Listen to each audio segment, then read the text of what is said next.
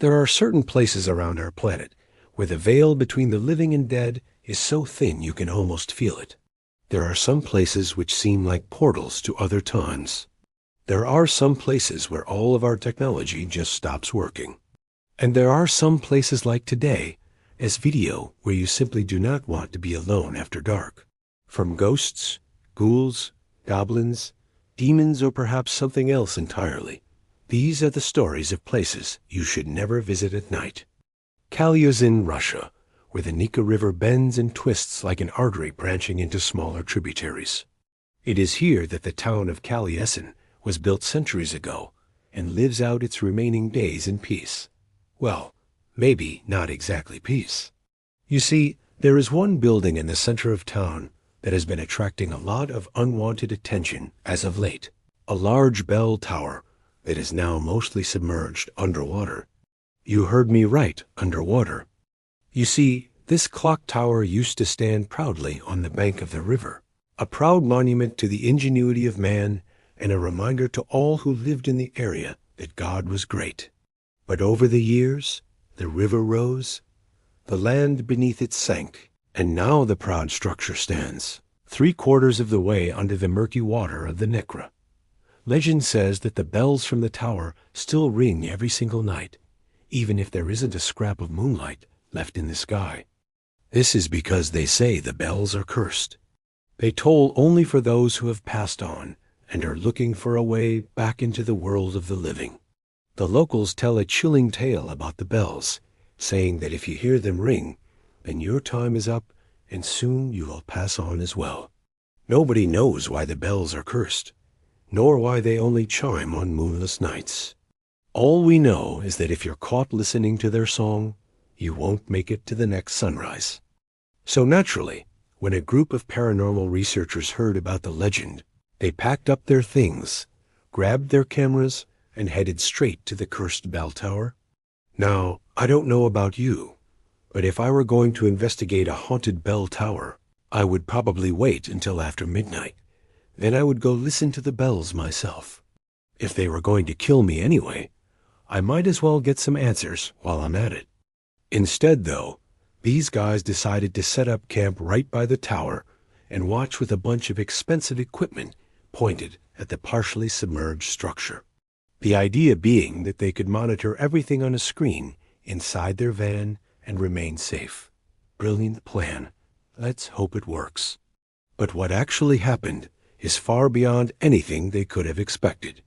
In fact, what happens next is something that nobody in history has ever experienced before. As the clock struck 12, the bells began to chime, slowly at first, then faster and faster. One by one, the lights inside the van flickered and died as each member of the team visibly aged decades in a matter of minutes. To their horror, as they watched the live feed, they watched as the members of their team began to wither away, becoming old men and women, frail and weak. Some of the members of the team were close to 60 years old already. So watching themselves turn into octogenarians and nonagenarians was especially terrifying. But it wasn't just their faces that aged, their bodies did as well. The camera zoomed out to show the team huddled inside their van, and they appeared to literally shrivel up before their eyes. The cameras couldn't believe what they were seeing.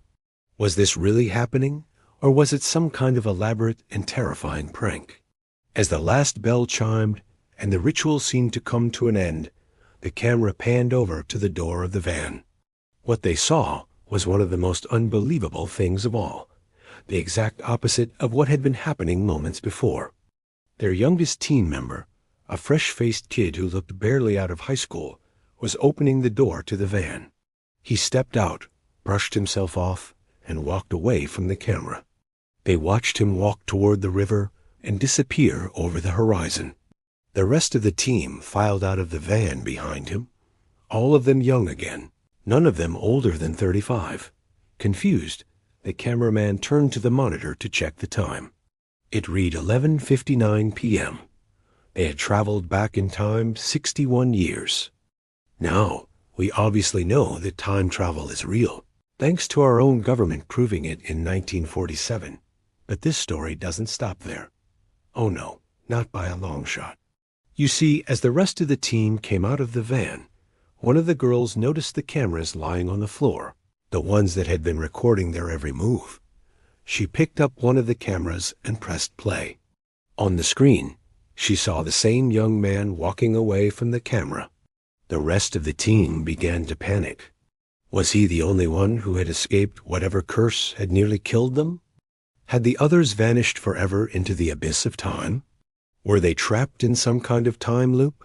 These questions went unanswered. As on the screen, the young man stopped walking, turned around, and walked back toward the van. The rest of the team followed, their expressions going from confusion to fear to shock. On the screen, the young man opened the side door of the van and climbed inside. The girl dropped the camera in her hands and screamed. In the screen, she saw herself climb into the van and close the door behind her. As one by one, the rest of her team climbed into the safety of the van, she watched as the years seemed to fall off of them, turning them into the old men and women that they had been mere minutes before. The time loop was complete. They were trapped in a never-ending cycle of aging, trapped in some kind of time warp created by the cursed bell tower. How does one escape a place like this? How do you break a curse that is woven into the very fabric of space and time? I don't know. Ask these guys, because their story doesn't end there either. No. That would be too easy.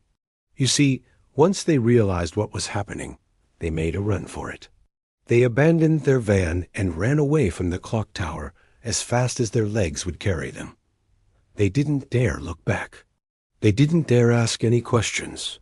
They just kept running until they got as far away from the cursed clock tower as possible. When they finally stopped to catch their breath, they looked back toward the cursed bell tower, expecting to see it looming ominously on the horizon. What they saw instead was a small, unassuming brick building, nothing at all like the ghost tower that they had seen moments before. Had they imagined the whole thing? Had they collectively lost their minds? Why were they running away from a building that didn't even look like a clock tower anymore? And why were they still so young? Confused and scared, they tried to rationalize what they had seen and convince themselves that it had all been a dream. But the dream got stranger when they checked their phones and saw that it was the next morning. They had spent all night running away from the bell tower and hadn't noticed the sunrise. They didn't stick around to find out what else was going on. Instead, they got into their car and drove as fast as they could away from Kalyazin. And as they drove, they all agreed to keep what had happened a secret. It would be impossible to convince anyone else that what they had seen was real. So they buried the memory deep down inside and moved on with their lives. That is, of course, until recently, when one of the team members decided to leak the footage from their cameras. Now the world is faced with the choice of believing a grainy black and white video taken from who knows how many years ago, or believing a washed-up paranormal researcher who has spent his life chasing ghosts and has made a career out of faking evidence. Who are you going to believe? The guy who has been exposed as a fraud multiple times, or the guy who claims that he traveled back in time 60 years? You decide. Personally, I don't care how much you want to deny it. This is proof of time travel. Okay, maybe not. But let me ask you a question. Would you spend a night alone in a haunted bell tower? Or would you rather stay as far away from it as possible? Let me know in the comments below. And while you're down there, hit that subscribe button for more scary stories.